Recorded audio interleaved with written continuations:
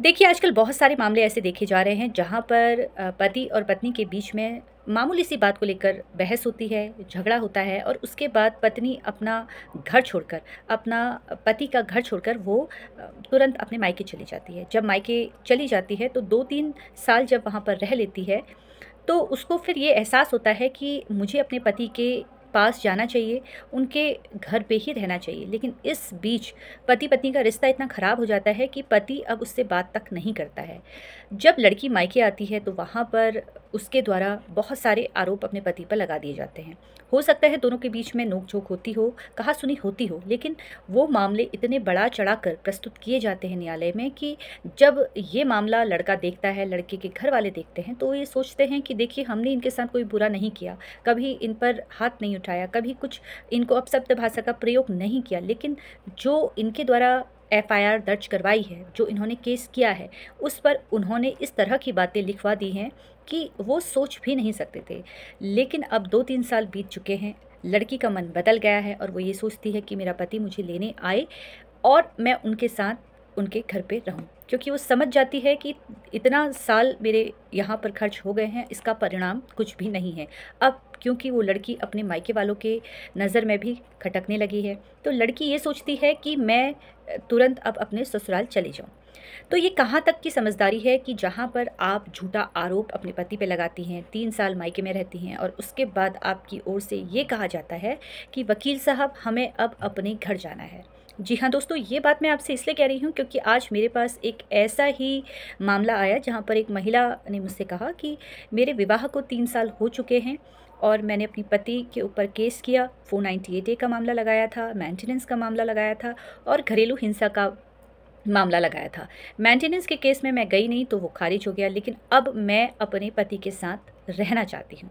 मैं क्या करूँ कि मैं अपने पति के पास वापस चले जाऊँ, क्योंकि उनके जो पति हैं वो उनसे बात नहीं कर रहे हैं, नंबर उन्होंने चेंज कर दिया है।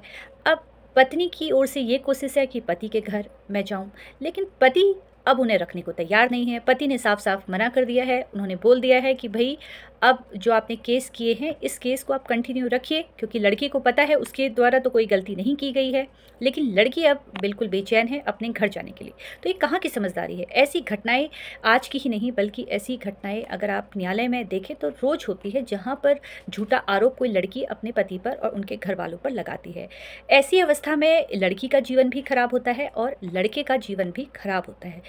ये वीडियो बनाने का उद्देश्य मेरा आज इसलिए ख़ास है क्योंकि मैं जो लड़कियां झूठा आरोप अपने पति पे लगा रही हैं, अपने ससुराल वालों पर लगा रही हैं, तो अगर आप झूठा आरोप किसी के कहने पर भी लगा रही हैं तो ऐसा ना करें, क्योंकि इससे आपका रिश्ता सही नहीं होगा, गलत होगा। लड़कियां ये सोचती है कि हम आरोप लगा देंगे, लड़का डरेगा और हमें मनाने के लिए घर लेके जाएगा।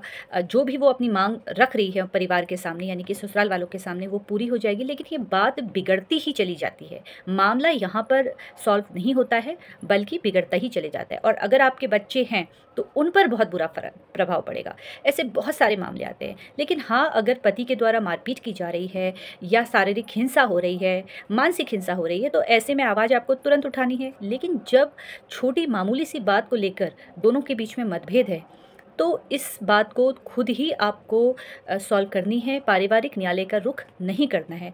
किसी भी रिश्ते के लिए सकारात्मक सोच का होना बहुत ज़रूरी है। पति पत्नी का रिश्ता इतना मजबूत होता है कि सामने वाला व्यक्ति क्या कहना चाहता है ये आप अच्छे से जान लेते हैं, क्योंकि आप इतने समय से उनके साथ रह रहे हैं और कहीं ना कहीं रिश्ता बचाने के लिए आपको सामने वाले को समझना पड़ेगा, जानना पड़ेगा। हो सकता है आपको काफ़ी समय लगे, 6 महीने लगे, साल भर लगे, लेकिन समझदारी एक दूसरे के लिए होनी चाहिए, एक दूसरे के लिए आपको सम्मान होना चाहिए। और अगर आप पति से या पत्नी से बात करते हैं तो वो भाषा का जो चयन है वो इतना अच्छा होना चाहिए कि अगर आप बात कर रहे हैं, लड़ाई झगड़ा भी हो रही है, तो वो सामने वाला आपको अपशब्द भाषा का प्रयोग ना करे, आप उनसे अपशब्द भाषा का प्रयोग ना करें।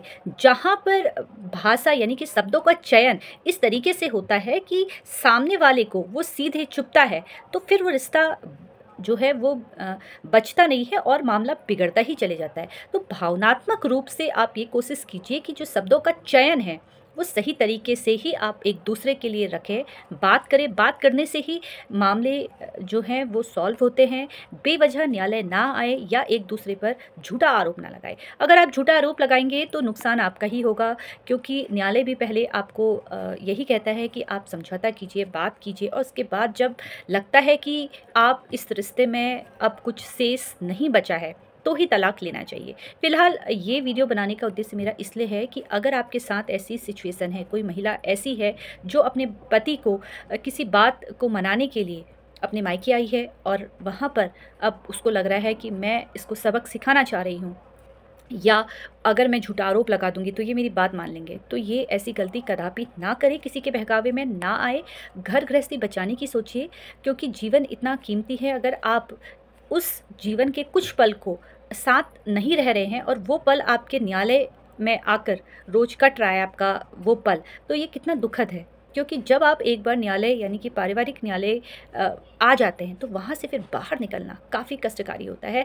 या तो रिश्ता पूर्ण रूप से बचता है या फिर पूर्ण रूप से ख़त्म ही हो जाता है। समय और पैसा दोनों बर्बाद होता है। इसलिए कोशिश कीजिए, आपस में बैठिए, बात कीजिए, सकारात्मक सोच बहुत ज़रूरी है। फ़िलहाल इसमें ये मेरा मत है, इसलिए आपका क्या मत है आप मुझे कमेंट करके अवश्य बताइएगा। इसी तरीके से आप कानूनी जानकारी पाने के लिए मुझसे जुड़ते रहिए। अगर आपके प्रश्न हैं तो आप मुझसे प्रश्न पूछ सकते हैं। अगर आपको वीडियो पसंद आया हो तो इसको लाइक शेयर करना बिल्कुल भी ना भूलें।